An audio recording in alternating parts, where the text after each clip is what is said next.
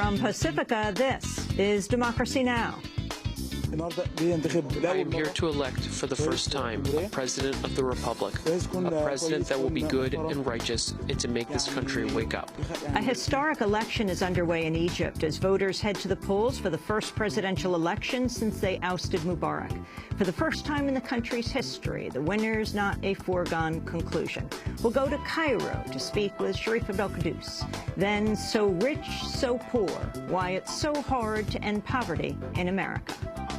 Now what happens is we have a budget that asks the people who have the least to give the most to help us fight this recession. That's wrong. That's not just. We'll speak with Peter Edelman, former Assistant Secretary of Health and Human Services. He quit the Clinton administration over welfare reform. All that and more coming up. Welcome to Democracy Now!, democracynow.org, The War and Peace Report. I'm Amy Goodman. Egypt's holding its first presidential election since the ouster of longtime ruler Hosni Mubarak last year. As many as 50 million voters are eligible to vote, and a massive turnout is expected. Analysts say no candidate is expected to win a majority, and a runoff election is scheduled for June 16th and 17th. We'll go to Egypt to speak with Democracy Now!'s Sharif Abdel-Qaddous after Headline. The head of the UN nuclear agency said Tuesday Iran's expected to sign an agreement allowing for inspections of facilities suspected of being used to make nuclear weapons. The announcement from the International Atomic Energy Agency chief, Yukiya Amano, comes as 6 global powers, including the U.S., are beginning talks today with Iran in Baghdad. It's the second meeting since diplomacy with Iran resumed last month after more than a year. In Washington, White House Press Secretary Jake Carney said Iran is running out of time to resolve the nuclear impasse. Iran faces a choice. The regime faces a choice. They can meet their international obligations and rejoin the community of nations, or continue to fail to fulfill their obligations and face significant and harsh consequences, the likes of which we've already seen through the unprecedented and comprehensive sanctions regime that has been leveled against Iran. At least 4 people have been killed in a U.S. drone strike in northwestern Pakistan. U.S. officials say the attack targeted militants. It's unclear if any civilians were killed. It was at least the 3rd U.S. drone strike inside Pakistan since Pakistani lawmakers called for an end to the attacks in March. It also comes as U.S. and Pakistani officials continue talks over the unresolved NATO attack that mistakenly killed 24 Pakistani soldiers last year. The U.S. has refused Pakistani calls to apologize in return for the reopening of NATO supply routes into neighboring Afghanistan.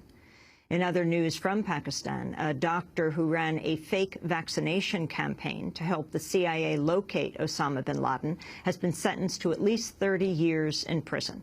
The doctor, Shakil Afridi, set up the vaccination effort in an attempt to get DNA from the bin Laden family. In Spain, massive protests were held Tuesday as teachers went on strike and took to the streets to protest sweeping government cuts to education. Tens of thousands of teachers and students marched in Madrid, Barcelona, and across Spain. They tell us our fees don't cover the costs, but I would say that we are paying the costs. We are paying them with taxes. The politicians don't pay our fees with their money, their wages. It's money they are stealing from the people. The Spanish government has ordered the country's 17 autonomous regions to cut $4 billion from education this year as part of a plan to trim the deficit. Unions say the cuts will put 100,000 substitute teachers out of work. Spain's autonomous regions are also expected to raise fees for state universities. Tens of thousands filled the streets of Montreal Tuesday in the largest protest to date in Quebec's student strike. The protests have swelled in recent days after the Quebec provincial government approved an emergency law requiring demonstrators to inform police of any protest route involving 50 or more people. Tuesday's protests fell on the strike's 100th day, and organizers say up to 400,000 people took part. Solidarity demonstrations were held across Canada as well as in New York, with supporters donning the red felt square that's come to symbolize the Quebec student strike. Former Guatemalan military dictator Efrain Rios Mont is facing a second trial on charges of genocide for ordering a 1982 massacre that left 201 people dead. A Guatemalan judge has ruled Mont can be prosecuted over the Dos Eres massacre, one of the most notorious of the Guatemalan junta's crimes. Rios Mont is already facing charges of genocide and crimes against humanity in a separate case for ordering the killings of at least 1,700 Maya indigenous people during his 17-month rule. Appearing in court Tuesday, Rios Mont defended his actions.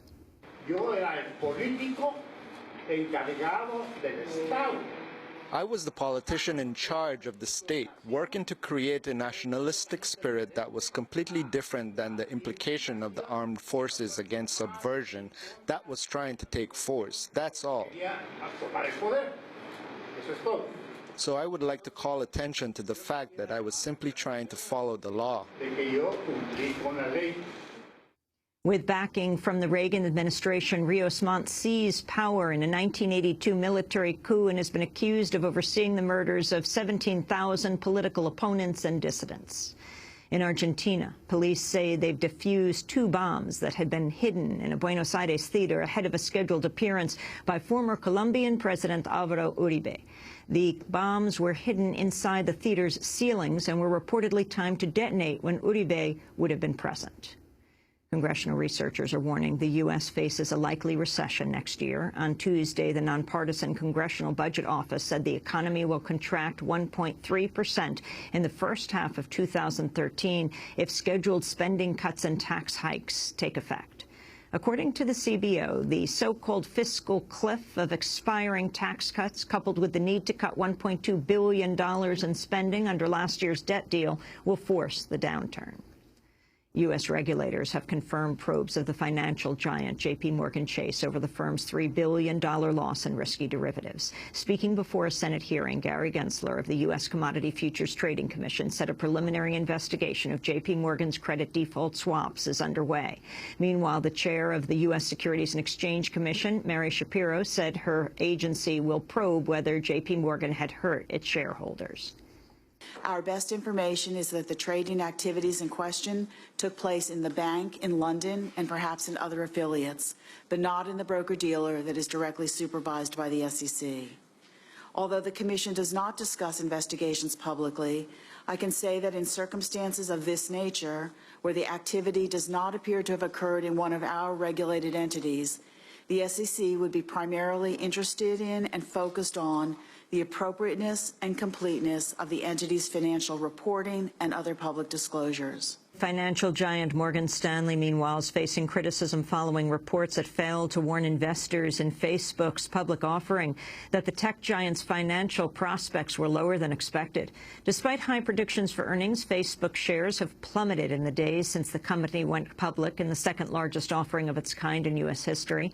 On Tuesday, Massachusetts Secretary of State William Galvin subpoenaed the bank over its conversations with investors, while Wall Street's internal watchdog, the Financial Industry Regulatory Authority, is also launching a probe. The Securities and Exchange Commission also said Tuesday the agency would also examine issues related to Facebook's offering.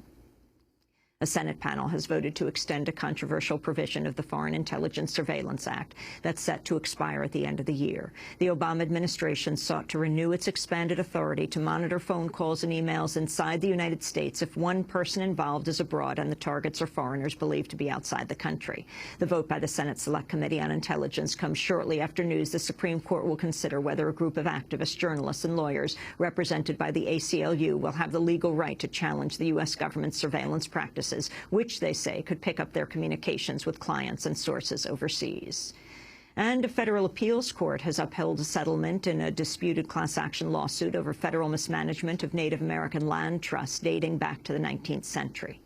Under the deal, the Interior Department would pay $3.4 billion to settle claims by more than 300,000 Native Americans for unpaid royalties on seized lands. The settlement is a fraction of the estimated $176 billion Native Americans have maintained their owed. Kimberly Craven, a class member in the case, had brought the court challenge, claiming the settlement was insufficient. But on Tuesday, a 3-judge panel of the U.S. Court of Appeals rejected Craven's efforts and upheld the agreement. And those are some of the headlines. This is Democracy Now!, democracynow.org, The War and Peace Report. I'm Amy Goodman. And I'm Nermeen Sheikh. Welcome to our listeners and viewers around the country and around the world.